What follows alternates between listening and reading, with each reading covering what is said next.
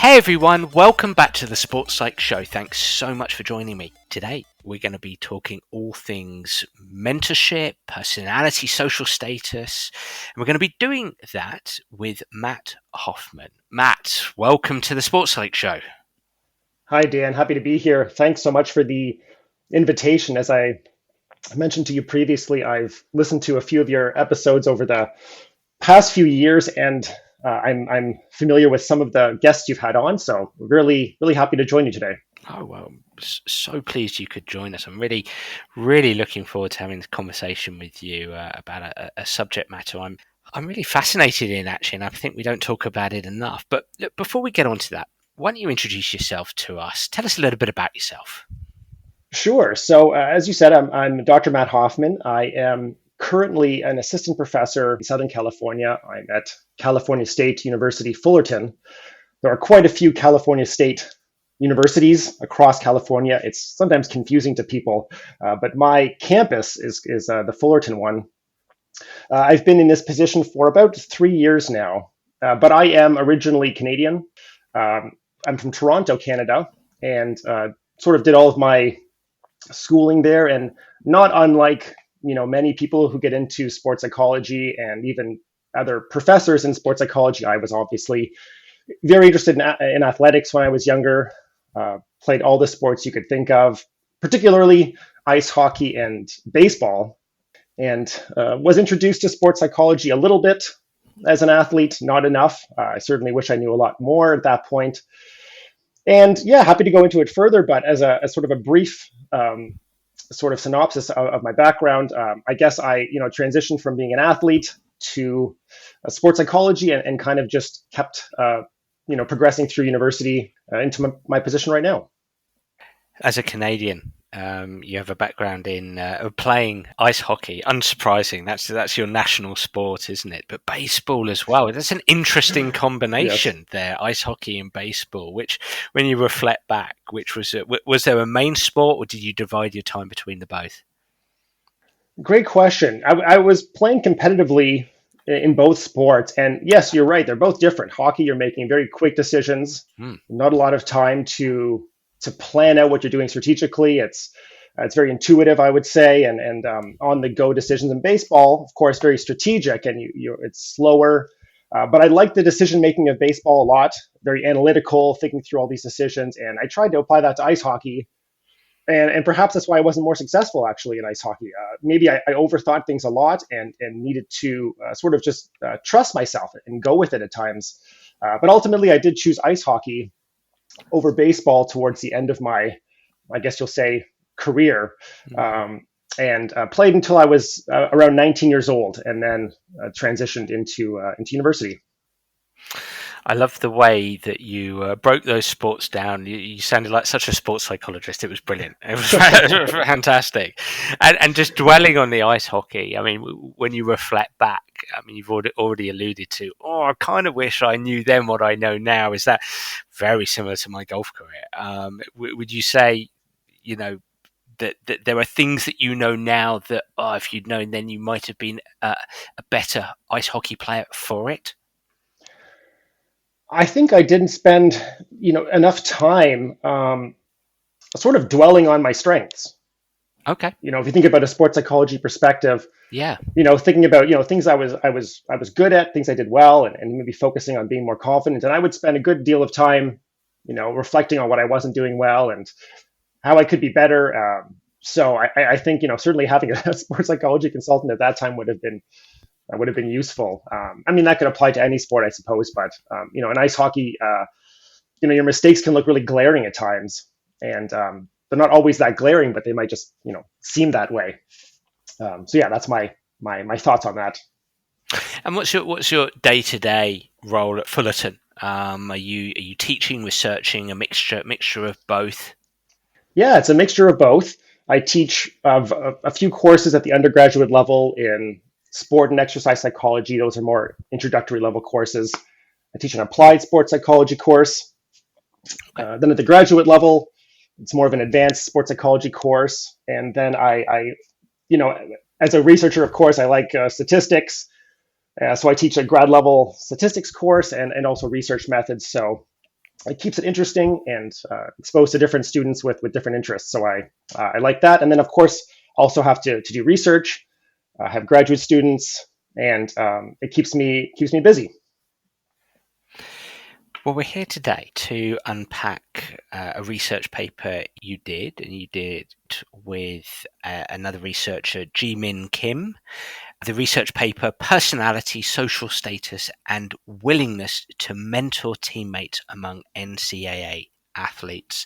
We haven't really spoken about mentorship on the Sports Psych Show, so this is going to be great fun to unpack this. And I know from talking to you before we came off air that you have a real interest, a real strong history of studying mentorship. So I'd be keen to learn more about that, sort of the forerunner, the work that preceded this research paper. Why don't you take us back in time and talk to us a little bit about the genesis of this paper? What came before this?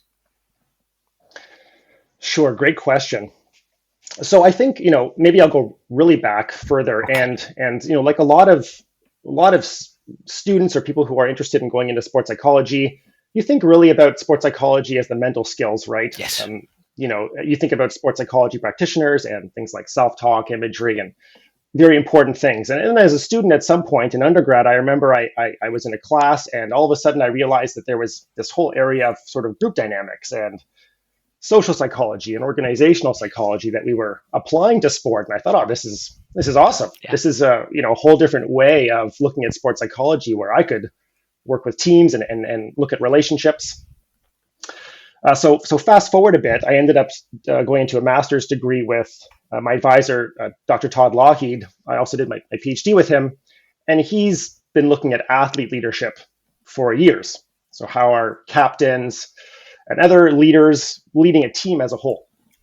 I like that a lot. It was easy to relate to, based on my experiences in sport. And as I was thinking of ideas, along with him for a thesis, I ended up sort of stumbling on mentoring, which is something that I hadn't really seen a lot of in the sports psychology literature. And as I looked at it more, I was finding the studies were really looking at how coaches mentor other coaches.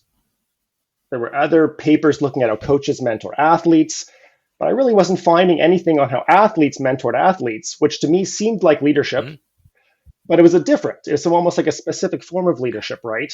To me, it was I could relate to it more because I thought about my experiences, and I thought, okay, I could think of athletes that I really looked up to as a let's say a mentee. They were a little bit older than me. I had a good relationship with them, and it was to be honest, a better relationship than I had with the captains.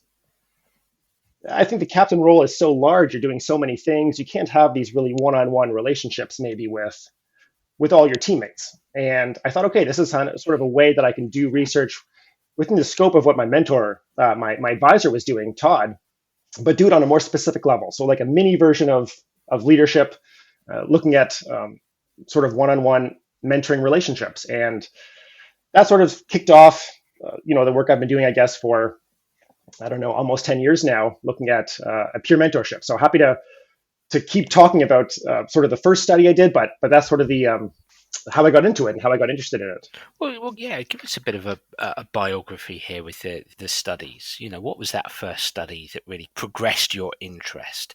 Because I'd love to know how you arrived at the relationship between personality, social status, and mentoring, and how personality, social status influences mentorship. So yeah, take us back.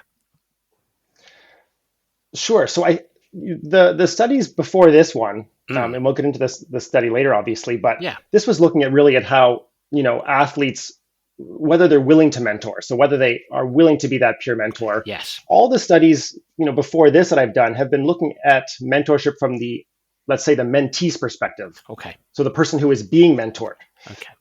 And I think originally there weren't any studies that had really identified. I mean, anecdotally, we know that athletes mentor athletes. You've seen this in your consulting role, but there really was no research sort of just giving us evidence that yes, athletes do feel like they are doing this purposefully and, Do they enjoy it? Do they think that there are benefits to it? How common is it really in sport?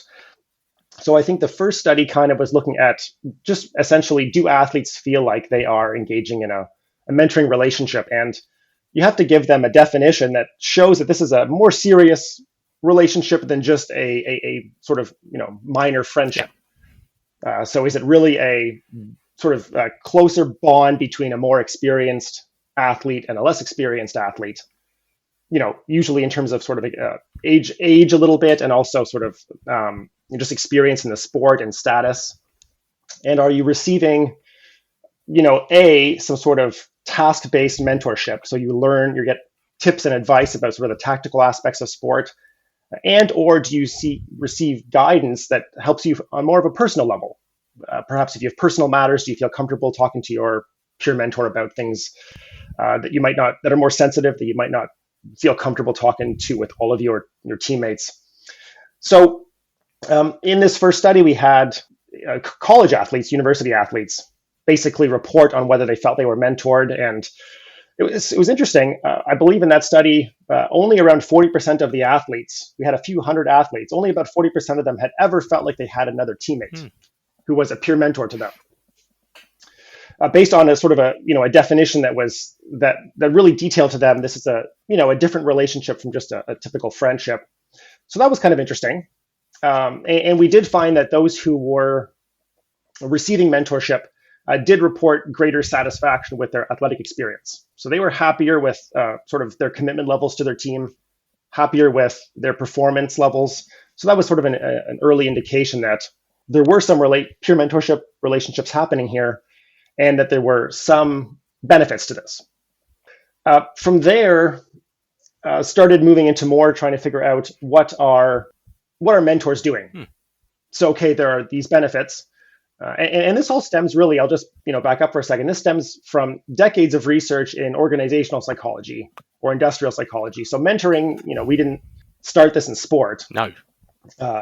Like a lot of the topics, right, in sports psychology, we borrowed it. And there's decades of good research showing that mentorship is super crucial in business settings, and it benefits mentees on a whole host of sort of outcomes. You're more motivated, you feel more confident, you perform better, you often make a better salary, you have more career success, all of these benefits to being mentored.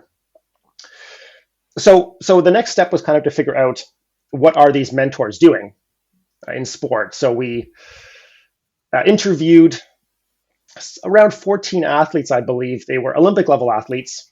Some of them were semi-pro and pro, okay, who had felt like they were mentored by a more experienced person. And we figured out sort of what the behaviors were that these mentors were doing. And there are more specific behaviors we can get into if we want, but on a general level, mentors really are providing what we call instrumental mentoring or career mentoring. And that's really where you are trying to help the mentee achieve their sport or career goals, right? You are providing them with technical, tactical advice, other information that helps them sort of rise through the ranks of sport. There's more specific behaviors, but that's sort of generally. And then the other aspect, like I mentioned earlier, I think is psychosocial mentoring, which is basically helping the mentee from a personal growth standpoint. That can involve things like being a good role model to them within sport and outside of sport, being a friend to them, a counselor to them, things like that. So those are the two major behaviors. And then again, there are all these sub-behaviors underneath those. And that sort of was an indication. Now we knew what these peer mentors were doing in sport. And so we arrive at this paper, and it's interesting. So really, essentially two types. And please come back at me if I'm not quite hearing you correctly. Two types of mentorship: the task-based, instrumental mentorship, technical, tactical. If we think of sport, I'm helping my mentee technically, tactically. I'm advising technically, tactically, and then the personal or psychosocial type of mentoring. So, broad brush statement, but essentially two types of mentorship. Am I hearing that correctly? Yeah, you're right, Dan. these two types that we looked at in this paper were Mm. really specific forms of the two larger types of mentoring. Yeah. So task instruction is a type of instrumental mentoring. It's very specific, task based, and then the other one was friendship mentoring. So do you Yeah. basically act as a trusted friend Yeah. and sort of counselor to your mentee, and that's a specific form of psychosocial mentoring. So yeah. So unpack this paper for me, because you incorporate information about personality, who is likely to mentor, and social status might be involved as well. So just unpack this paper for me. Sure. So with this paper, we hadn't really done any research yet looking at what would make an athlete more willing to want to mentor a teammate. So as I mentioned, right, the previous research was always from the mentee's perspective and how do they benefit from relationships? What do they enjoy? What do they want? Yeah. That's all good stuff. But ideally, we need athletes to want to mentor teammates. And they may not want to because there's always that level of competition, right? Mm. Uh, I've spoken to athletes over the years, and they're willing. Secretly they'll say like, I don't want to mentor my teammate too much. They may take my playing time. So Absolutely. it's a whole interesting level of mentoring in terms of which might not exist in a traditional mentoring relationship. If you think in the sort of business life, Yes. the mentor is typically a manager or someone Yes. who is well above you, and there's not that threat. Yeah. Whereas here, it's very different. So we wanted to figure out, were there predictors basically of mentoring willingness? So what about someone's makeup might make them more willing to help out a teammate? So as you mentioned, we looked at personality and social status. So we use the big five framework, like you mentioned. Those being extroversion. Are you, typically more energetic, outgoing, social? Agreeableness. Sort of, are you a cooperative, helpful person, caring to some extent? Yep. Conscientiousness, organized, reliable, dependable, that sort of trait. Openness would be the fourth one. So are you open-minded, creative? Let's say, do you sort of enjoy sort of novel ideas, that sort of thing? Yeah. And the last one, so those four are generally positive. We Yes. think, higher levels of those four are sort of viewed as being good things. And then the last one is neuroticism, which typically we want to not have overly high levels of neuroticism. That's more, anxious, emotionally unstable, that sort of thing. So we might assume maybe that those four first traits, higher levels of those, might relate to more mentorship. You might be willing to mentor someone more if you had exhibited higher levels of those personality types, but probably neuroticism, you would want to have lower levels of that. That might predict being more willing to mentor someone. If you're Yes, absolutely. more emotionally stable. And not anxious about your place being taken on the team, to speak to your point from before. Exactly. A great point. So we looked at personality, and then we also looked at social status, which is basically, the athlete's subjective feeling of how they see themselves on their team. So it was only made up of a few questions, basically, to what extent do you feel you have an influence on your team? To what extent are you visible on your team? And those kind of make up someone's perception of whether they hold a sort of higher or lower status on one's team.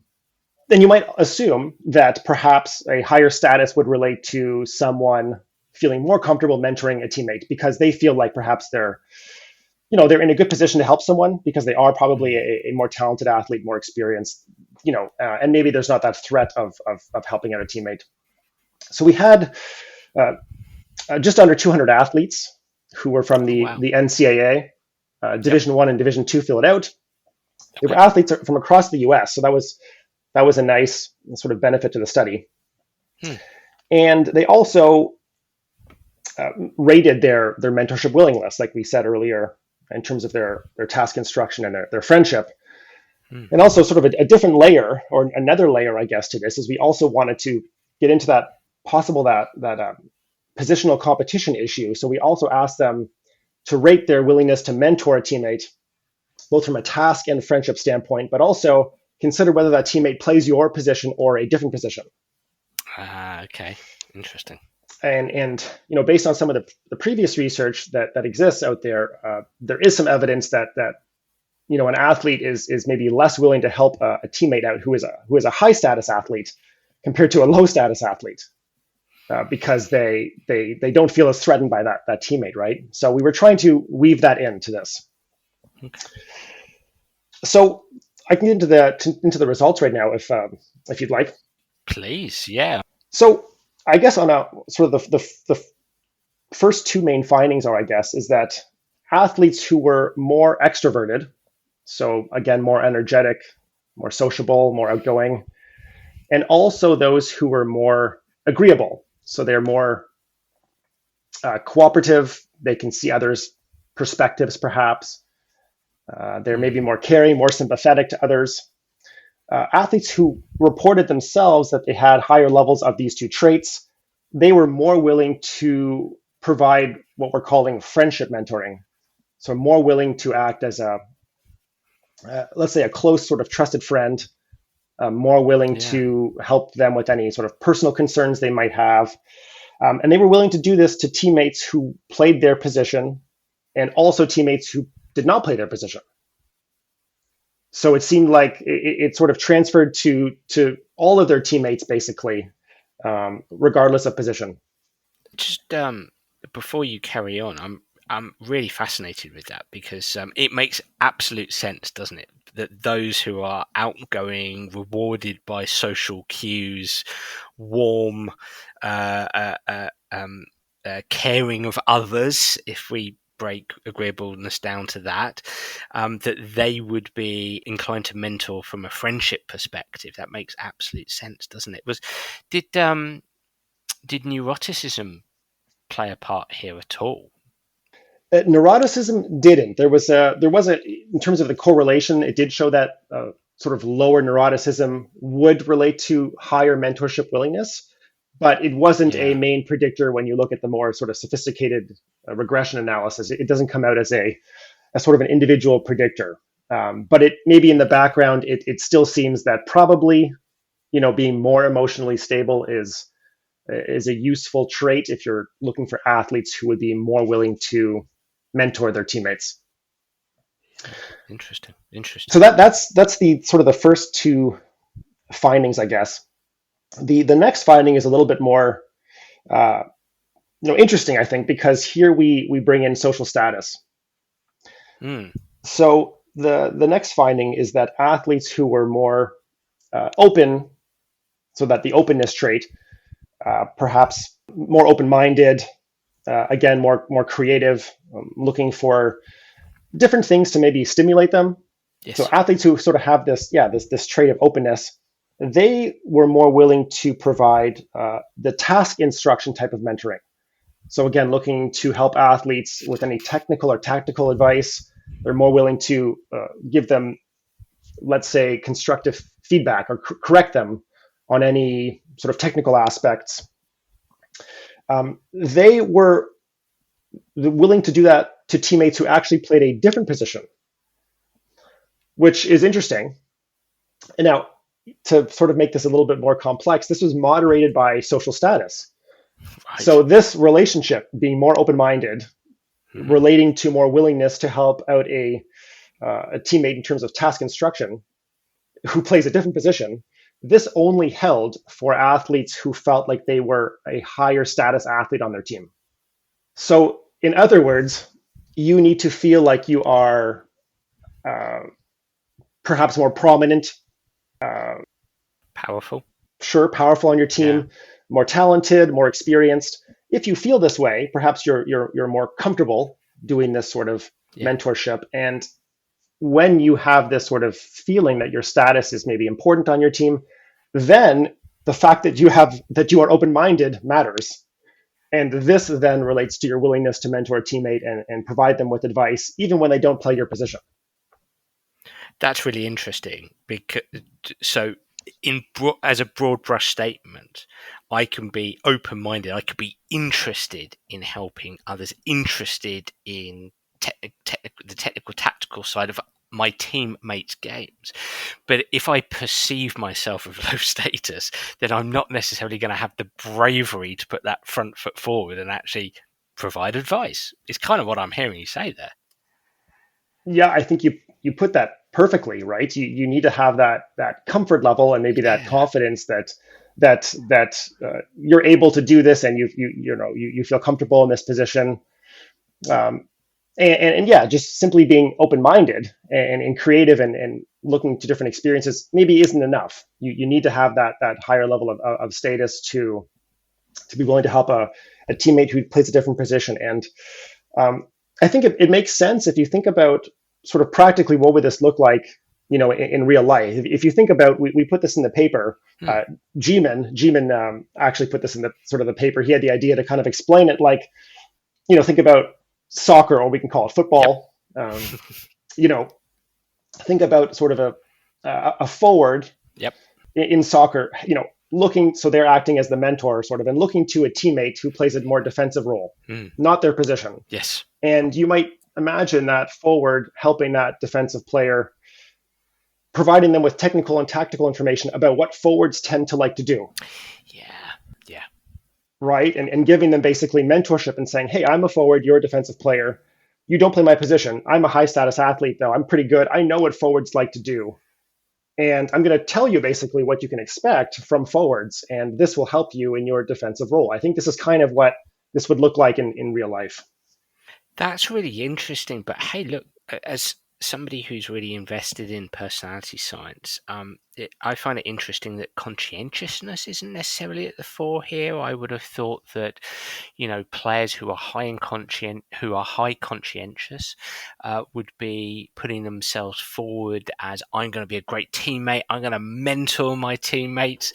But no, is that not the case from your research?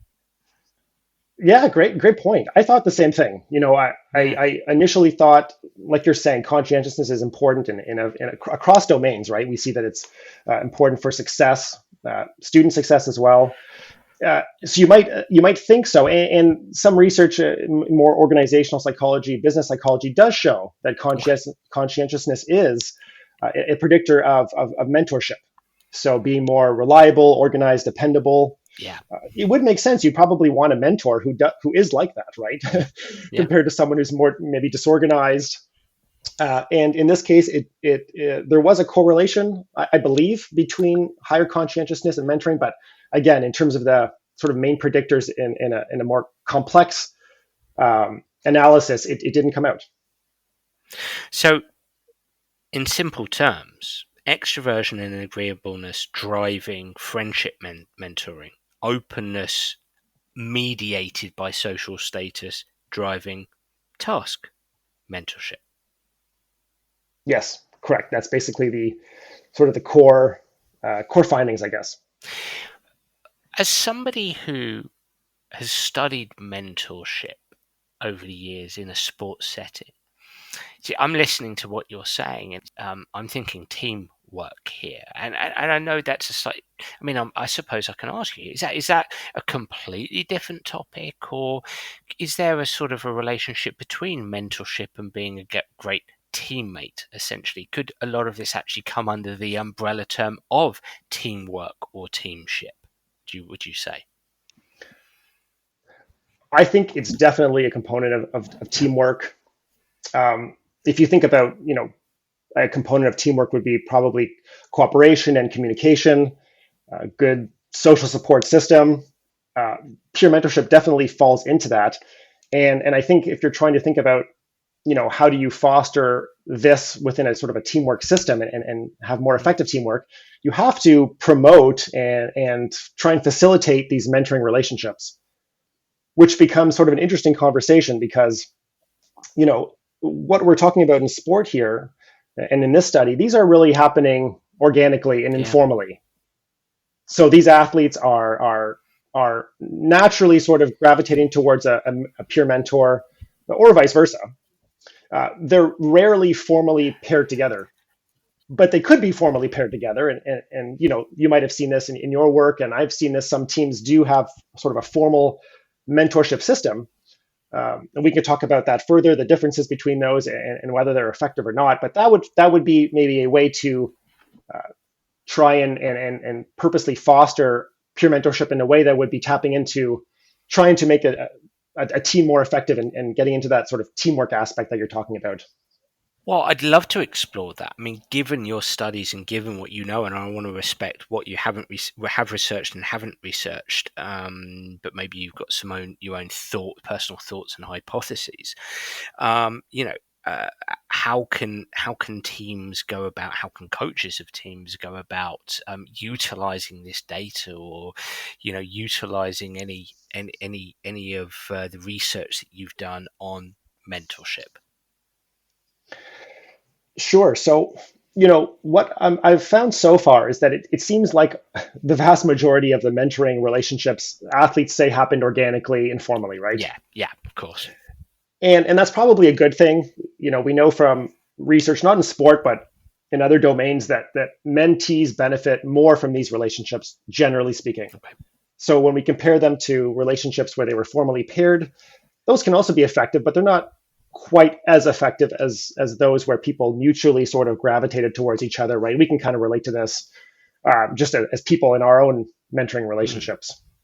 So I guess coaches could do, a few things, and they could look at it from more of it depends which approach they would like to do. They could try and foster this, informally, or they could approach this from more of a formal perspective. So, if they want to look at ideas that are just more informal, you could sort of try and implement basic things that coaches are already doing a lot, different team building things, whatever that team building approach is, ropes courses, escape rooms, I don't know, whatever we want to talk about. But they could do it more intentionally, where they are purposely pairing sort of veteran athletes with newcomer athletes or less experienced athletes, and making sure that all the groups have that dynamic, so that you don't just have groups of veteran athletes, groups of rookie athletes. So trying to come up with team building activities where you're pairing people that you might like to be together, okay, but not telling them that in those explicit terms, right? You can also strategically, and I know coaches do this already, strategically get people in situations where they're having to communicate more. So that could be putting their ensuring that in the locker room or change room, they have their stalls next to each other. You're pairing a veteran athlete next to a rookie athlete. So they have to speak to each other more often, and you're hoping that this sort of fosters a relationship, right? That could also be in terms of, this would only happen at a higher level of sport, but, sometimes you have athletes, they're sharing a hotel room, something like that. You are, again, purposely trying to match more experienced athletes with less experienced athletes in hopes that these subtle things are sort of laying the groundwork for mentorship to happen. Those are like informal things. I mean, you're purposely doing this, but you're hoping that the relationship informally happens. There are some more formal strategies if you want to actually pair athletes together that we could talk about. Please. So, there are different options, and to what extent these are all effective in sport, we don't totally know yet. We don't have enough research really to say, but there's different ways you could go about this. So, we could call it sort of what others have called it practitioner-based matching or coach-based matching. Okay. This is basically like, you could call it, going on a hunch. If you are the coach or the consultant, you think that these athletes would work well together. You then basically pair them together at the beginning of the year and say, I have a feeling that you would work well together with this athlete. And you sort of do that with your whole team. So you're creating a bunch of relationships, but that's not involving the athlete at all, right? So that's not always the best approach, perhaps. You could also do more of a choice-based matching. So you let the athletes who are going to be the mentees sort of decide who would they like to have as a sort of a mentor for this year, and vice versa. Let the sort of older athletes pick who they'd like to work with. There's another area that's being looked at that, again, we don't have great answers for, but you could also use assessment-based matching to some extent, and that's what we're maybe getting into with this paper that we talked about today. If you had athletes, which teams do this to some extent anyways, perhaps looking at personality, different characteristics, and could we find an optimal blend? Maybe athletes, well, we know now that athletes who are more extroverted, more open, Yep. and more agreeable might be good mentors. Yep. But what would Mm-hmm. what would be the optimal match from a mentee perspective with that? So utilizing some of that data might be useful. Uh, Beyond that, I think what where the field is going is more looking at sort of getting away from these one-on-one relationships, which is sort of traditionally how Mm. we've looked at mentoring, and I've done this as well. But looking at it more of a what we call in research constellation mentoring, or developmental networks, where basically, it's almost like we need the mentee needs a variety of people to look to for information, and probably one person isn't enough. So coming up with systems where basically that one person can look to, they know they have three athletes who are older than them, more experienced, and maybe those mentors hopefully all offer something different. One of the mentors is good on a technical level, provides some of that task instruction. Another mentor is really good psychosocially, helps them a lot with sort of personal development, questions they might have about life outside of sport, where to live, where to get food, stuff like that. I think coaches might look to a system like that, where it takes pressure off the mentor as well. You don't feel like all of a sudden you've been put in this position where, oh, I have to help this mentee and do all this stuff that I'm not really comfortable doing, perhaps. And maybe I don't view myself as a good mentor. So if you create a system where these players have multiple people to look to, that might be the best approach. Also, as sort of a final suggestion, I think, e-mentoring, so basically mentoring Yeah. over is a big thing now as well, and it's obviously going to continue to be important. And this also opens opportunities for athletes to find mentors who are still athletes, maybe in other clubs or other teams. So if you think about perhaps, if you're an organization and you oversee a lot of clubs, you could really stretch this out and try and pair up, athletes, even rising stars within your organization who you really want to have a mentor. You can maybe look for opportunities to sort of create these mentoring relationships over Zoom or over other mediums, that really extends sort of the boundaries of what you might look at for mentoring. You could really play with that idea, couldn't you? Because you could actually have, especially if I'm thinking of US college sports, you can have corporates mentor sports people, which you're probably not going to have the mentor from a technical, tactical perspective, right? Unless you're extremely open-minded coach, but definitely from a psychosocial perspective. I think that sounds like something that could be doable. One question I had, I mean, I've got quite a lot going on in my mind right now, and I love this because I'm thinking of that mentorship process, cultivating leadership. So often today, I say so often, quite a few times I read or listen to coaches talk about this generation and a lack of leadership, but this is a great way to potentially cultivate leadership. And also, it's a great way to cultivate gain mental models. You're essentially providing a platform for conversation between two peers, and that conversation wires brains, doesn't it? To use the neural metaphor, and thus gives a platform for players to be students of the game and students of each other's game and students of their own game. I'm thinking metacognition here. I've written down growth, critical friend. There's so many sort of psychosocial terms that I've written down, which I think can be fused into this idea of mentorship. No question, Matt, but any comments welcome.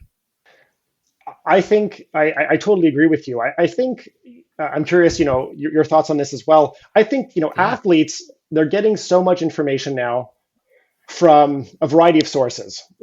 So, they look to social media, they look to so many programs to get information from a training perspective, how to nutritionally, what can they do? I think, and from sort of, anecdotally, what I see from athletes, they still crave having a person to speak to in real life. They want that Mm. person who is slightly older than them, who can give them information that you just can't really find on on Twitter or TikTok Yep. or other Yep. other platforms. You want that person to speak to who can give you sort of real hands-on experience and tips and information that you want. And athletes, I think, would like to have a peer mentor more often on their team than they would admit. They want more support than I think they won't seek out a peer mentor necessarily. But if they knew that they could ask for more support from an older teammate and have that closer relationship, they would. I don't know that we do a great job always, perhaps coaches or sports psychology consultants or anyone involved in sport, making it clear like we need to really foster these relationships. This is a great way to develop these athletes, and sort of to the your first point, this helps them become future leaders on their teams, Yeah. learning sort of what these older athletes are doing, getting this information that you just can't get, I think, in sort of from social media or the internet or whatnot. You need to talk to an athlete and have these deeper conversations to really learn this and cultivate that leadership, like you mentioned.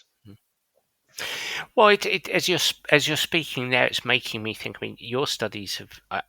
Certainly this piece of research is done with NCAA athletes, so there's a certain age range there. But in my world, especially in football, soccer here in England or across Europe, you can have an 18-year-old who's in the team. Filled with teammates who are in their late 20s, early 30s, and I'm thinking of mentorship of certain. You talk about players going online and looking for, let's say, nutritional information and this bit of advice, and maybe psychological advice if they don't necessarily have access to a sports psychologist, and yet. Wow, I'm reflecting back on the teams I've worked with, and there's definitely been players, let's say in their late 20s or early 30s, who are actually doing courses or qualifications in these areas. Where I'm thinking, oh, when I reflect back, possibly a good idea would have been a suggestion of, well, can Joe mentor, Steve? Steve's 18, Joe is late 20s, early 30s, and is really into sports science. And yes, there's a sports scientist present, but not always present. So Joe can do some more stuff there from a mentorship perspective and mentor, his teammate more generally, but specifically as well. So it's almost going into the granular detail of mentorship there, isn't it? That feels a real possibility. Absolutely, Dan. And one of the things you just mentioned there makes me think of one of the finer levels, sort of lower levels of that instrumental mentoring Hmm. is called mental guidance. And this is Okay. basically where and mentees have talked about this, sort of really elite Olympic level athletes who have reported having a peer mentor. Hmm. They say that a core component of this instrumental mentoring is this mental guidance, where basically the peer mentor is acting like a sports psychology consultant for them. So they are receiving information about how to come up with pre-game competitions and how to deal with stress and how to manage their feelings and cope with their emotions. And they're getting this from someone who they really, really like. I mean, Mm. hopefully athletes like the sports psych consultant and, they like their coach, but there are different dynamics happening. You're not always loving your coach all the time, clearly. But, you would think you have this close relationship with this peer mentor who's a little bit older than you, but you have very similar lives. You're going through the same sort of stuff together, and when you get this information from that person who is close to you and similar to you, I think it really hits home in a different way. And um, that's again where this peer mentor kind of is, has the potential to offer so much to the athlete that they can't always get from these other sources. We've actually spoken a few times, I think, on the Sports Soap show to various people about former athletes coming back and into programs or teams, clubs, and mentoring current athletes of that team. So that feels very relevant. Um, a final few questions for you here, Matt. I'm actually interested to know: is there a process or structure to mentoring? I wonder, because I'm just thinking of a scenario where a coach says, "Right, I want my broad brush statement, but I want my senior players to mentor the younger players," but These are players. These aren't necessarily experienced mentors. Is it just more of a put them in that position and let them run with it? It works organically. Or is there actually a process by which coaches can help these players have conversation? Great question. I think we don't have good enough information right now really to know how the process works. There are a few studies coming out that have come out in the past few years where researchers have looked at what formal programs look like. So formally pairing athletes together. And in these studies and what I've seen in other research, it probably is a good idea for coaches to provide some level of training to the peer mentors. And, coaches might not have, all the answers, but combined maybe with a sports psychology consultant who could come up with a game plan, a strategy, something where you could tell these older athletes, okay, we don't expect you to be the savior. We don't expect you to know everything, but here are maybe some guidelines or things to tap into. And this could just be like basically a few team meetings with the older athletes, and you say, okay, one thing that we know younger athletes want is information about mental guidance. So give them some information, on a regular basis about what they could do to manage stress and to prepare for games and whatnot. They also want information tactically. So don't hesitate to give them information and correct them here and there when they make, mistakes on the field or on the pitch. That's not a bad thing to do. Also, give them information and support them psychosocially. So you could probably give them information about what they could talk about.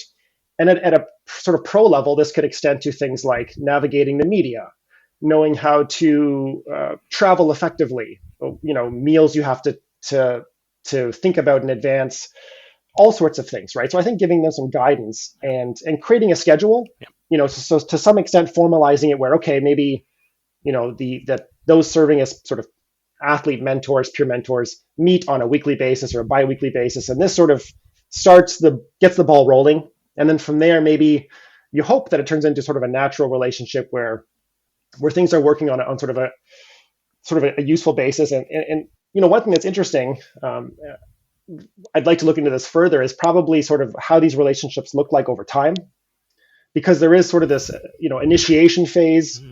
You're getting to know each other. The relationship then sort of goes through a cultivation phase, we could say, where it's strong, but then at some point there is a separation.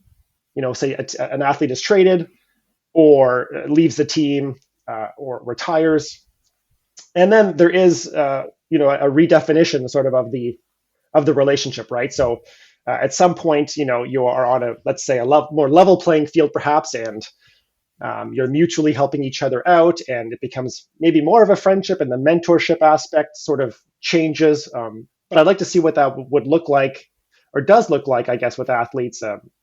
What does the sort of the course of the relationship look like over time, I guess, is an interesting sort of future direction. I was going to ask, my final question is that that feels like a future research project, but in general, what's next? What's after this research paper that we've unpacked today? Well, there are a lot of things I could get into. I guess I'd like to look more at this idea of positional competition, and under what circumstances do athletes feel comfortable providing mentorship? When do they not feel comfortable? Is it because of playing time? They don't want to help each other out. And I think this is real stuff that needs to be mentioned. Sometimes some of the mentorship stuff sounds, it's all positive, it's all rosy, everyone wants to help each other out, and that's just not the case in competitive sports. As you know, athletes, it's especially as you go to higher levels, athletes are serious. This is their life and their sport, and they're looking out for themselves as much as they are for their team, right? So I'd like to know more about, how do you create conditions where athletes feel comfortable mentoring each other and asking for more support in a way that they don't feel like it jeopardizes their own career and their playing time. Along that line, in terms of the fact that not all mentoring relationships are perfect, there is some good research or interesting research from more business organizational contexts looking at negative mentoring experiences. And basically some of the real let's say, nasty stuff that can happen in some formal pairings. There are examples of mentors who are narcissistic, who engage in sabotage, who take credit for the mentees' accomplishments. I don't think this is happening necessarily between athletes, but I have sort of anecdotally heard from some athletes who have been in formally paired systems where they really did not get along with their mentor. They felt like the mentor was actually possibly, in a few instances, they've perceived looking to reduce their playing time or sort of lower them on the totem pole of the team, and they felt like this was just not beneficial. So I'd like to look at how those experiences that athletes have gone through, and why were they negative? Is it because it was a mismatch of pairing? Is it because the mentor didn't know what to do? Is it because the coach put this together, well-intentioned, but just didn't know how to execute it? So I'd like, all of my stuff really so far has been looking at sort of painted mentorship as a useful thing, and it is, but it's not so easy as to just, of course, pair people together and think it's going to always work out. So looking at some of the more difficult, looking to have more difficult conversations around what these negative experiences look like. The light side and the dark side of mentorship. Exactly. We can call it that. Yes. Well, Matt, this has been a really interesting dive into mentorship. Absolutely fascinating. And I know you will have tapped the interest of those listening in. So how can people find you? I believe you're on Twitter, you do social media. So if you have your handle to hand, I'm sure people would love to follow you. How can people get in contact if you'd like to be contacted? And how can people find this paper? Sure. So I think, I'm not overly active on Twitter, but I am on Twitter and could be reached there. And I try and share my research and more importantly, research from others that I think is really good and interesting. So my handle would be Hoff, HOFF _MD. Not to be confused with a medical doctor. I am not that, but D is those are just my initials. So that's Twitter. So you can find me there. You could also just, I guess, search my name on Google and find my university profile. Could email me. That would be fine. And the paper is published in the International Journal of Sport and Exercise Psychology. I really like this journal. I think there's excellent work published in this journal from both the sport and exercise perspective. It's one of my sort of favorite journals. So you could find it there. It was just published within the past few weeks, so it's still an advanced online publication. But you could reach out, and I'd be happy to share a copy with anyone if they wanted that. That's most generous of you, Matt. Thank you so much for this conversation. I've really enjoyed it. So thank you very much. Dan, thanks so much for inviting me. This was a pleasure. Well, everybody, I really enjoyed that podcast, and I'd love to hear what you, the listener, think. So please do get in touch via Twitter or Facebook or through my website, danabrahams.com, to tell me what you think of the Sports Psych Show. And if you do have any suggestions, I'd be delighted to hear them. I'm already looking forward to next week's episode. Bye for now.